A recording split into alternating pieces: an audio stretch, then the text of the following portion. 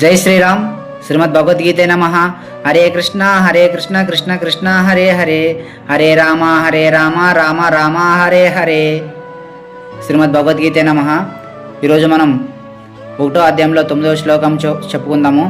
అన్వేచ బహవ శూర మధ్యేర్తే త్యక్త జీవిత, జ్ఞానశాస్త్ర ప్రవహరణ survey విద్యా విశరద.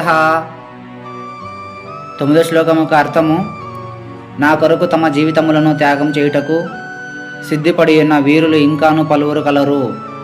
వారందరూ పలు విధములైన ఆయుధములను దాల్చినవారు మరియు యుద్ధ నిపుణతను కలిగిన వారును అయి ఉన్నారు అని 9వ శ్లోకం యొక్క అర్థము. శ్రీమద్ భగవద్గీతే నమ.